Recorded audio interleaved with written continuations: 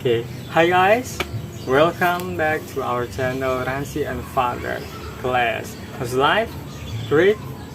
Oke, seperti biasanya kita akan membahas tentang bahasa Inggris. Oke, hari ini kita akan bahas tentang sesuatu yang sudah dan yang belum. Oke, dalam bahasa Inggris yang sudah atau yang telah dan yang belum itu termasuk dalam tenses present perfect. Oke, present perfect sendiri mempunyai beberapa fungsi ya. Yang pertama, fungsinya atau penggunaannya menyatakan sesuatu yang telah atau belum dilakukan sebelum saat ini, tapi hasilnya masih dirasakan sampai saat ini. Oke.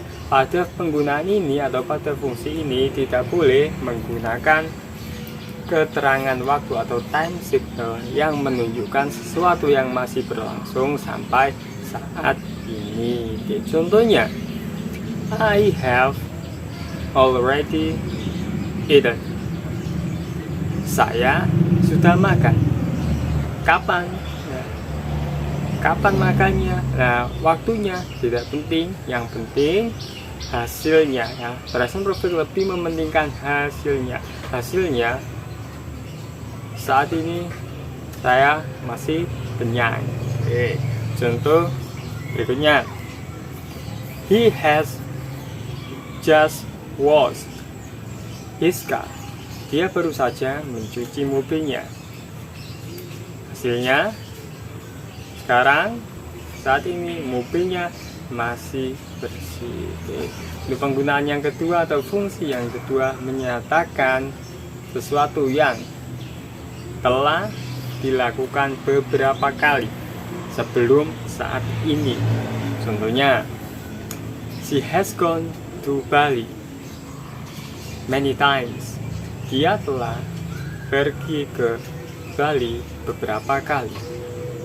Oke.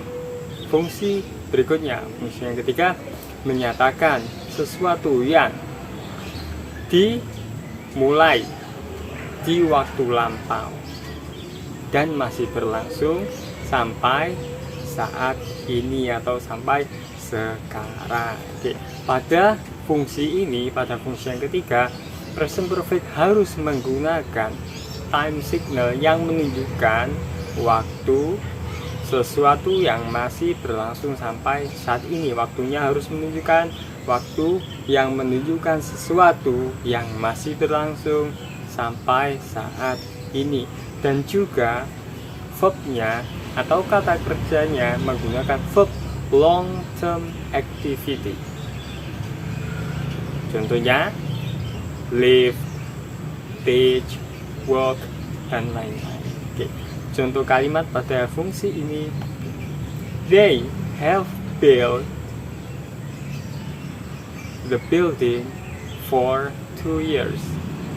Mereka telah membangun gedung itu selama 2 tahun. Oke. Jadi sampai sekarang mereka masih membangun. Oke. Sekarang kita ke rumus verbal dari present perfect. Rumus verbal dari present perfect, positif, negatif, pertanyaan. Yang positif ada subject plus have atau has plus verb 3 past participle plus object plus adverb. Oke. Di situ pada present perfect menggunakan verb 3 atau past participle. Nah, menggunakan bentuk yang ketiga. Ingat-ingat, kalau simple past yang kedua, simple present menggunakan bentuk yang pertama kata kerjanya. Berikutnya untuk yang negatif ada subject plus have atau has plus not plus verb 3 plus object plus adverb. Ya, untuk have plus not dan has plus not bisa juga disingkat haven't atau hasn't. Berikutnya yang interrogatif Pada kalimat interrogatif, seperti tensi sebelumnya, untuk kata kerja bantunya tinggal dibalik, diletakkan di awal, selalu subjek baru sisa kalimat. Oke, have, has, plus subjek, plus verb 3, plus objek, plus adverb. Oke. Untuk jawaban pada kalimat interrogatif, ketika jawabannya berupa positif, maka yes plus subjek plus have atau has. Ketika jawabannya negatif, no subjek plus hasn't atau haven't. Oke, berikutnya, kapan kita menggunakan auxiliary atau kata kerja bantu have dan has pada kalimat present perfect. Untuk subjek I, you, they, we menggunakan auxiliary have, dan untuk auxiliary has menggunakan subjek she, he, it atau orang tunggal, benda tunggal. Oke. Langsung saja kita ke contoh kalimat. Oke. Contoh kalimat yang positif.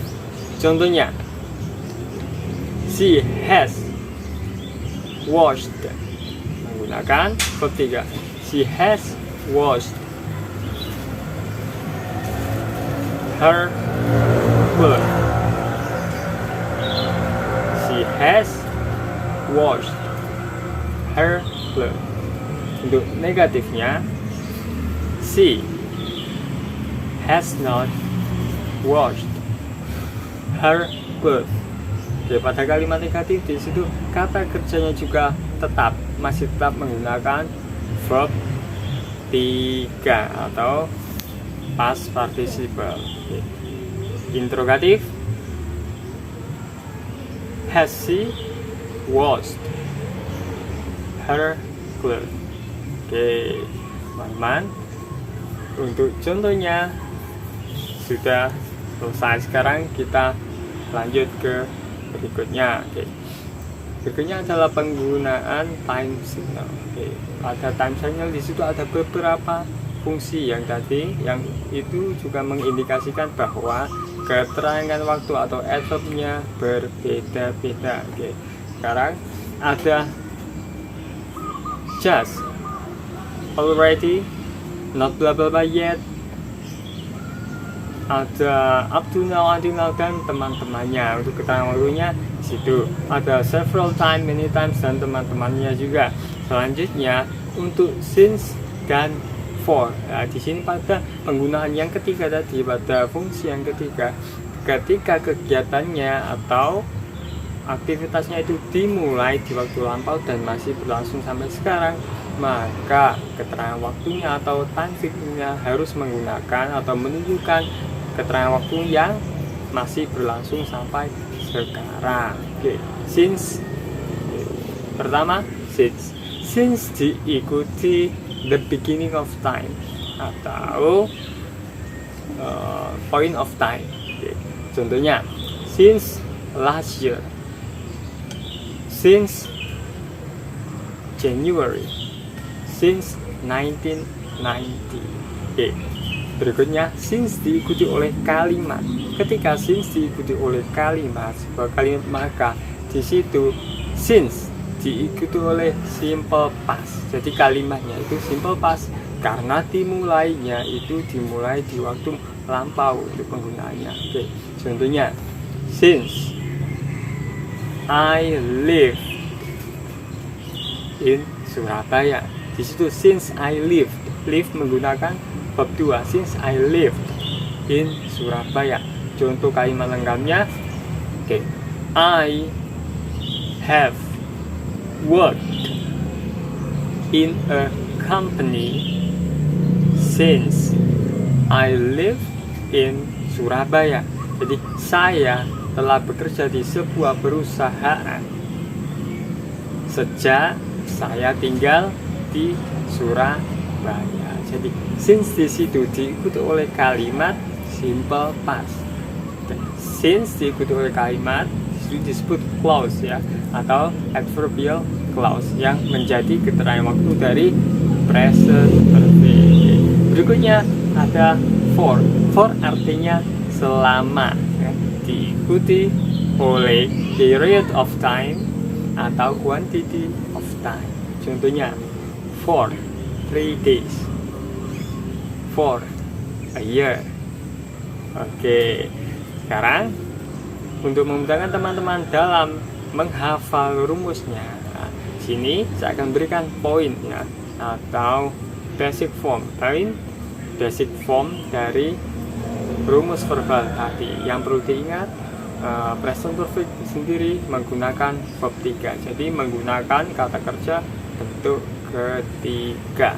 Oke, ada have, has di situ. Ada have, has, verb 3. Yang perlu diingat, have, has, verb 3. Ingat, have, has, verb 3. Present perfect. Present sekarang, perfect telah selesai. Berarti menyatakan kegiatan yang telah selesai tapi dirasakan sampai sekarang. Present perfect. Oke. Ada lagi, ketika present perfect, bedakan antara have mempunyai dan have auxiliary. Contohnya, I have had a house. Saya telah mempunyai sebuah rumah. Di situ ada dua have. Have yang pertama berupa auxiliary dan have yang kedua berupa ordinary verb. Ya, berupa ordinary verb. Verb 3 bentuknya ya. Have, had, having. Jadi di situ bedakan have auxiliary dan have kata kerja utama. Fungsi dari auxiliary have dan has sendiri di situ fungsinya untuk menambahkan makna pada kalimat dalam present perfect ya. Maknanya bisa menjadi telah atau sudah. Kalau makna aslinya I have a house, saya mempunyai sebuah rumah. Ketika menjadi present perfect, I have had a house, saya telah atau saya sudah mempunyai rumah. Itu makna tambahan pada auxiliary dalam present perfect. Oke, cukup sampai di sini dulu teman-teman pembahasan tentang present perfect. Untuk kata kerja perubahannya reguler dan irregular bisa kita saksikan di video berikutnya. Oke, see you on the next video. Bye.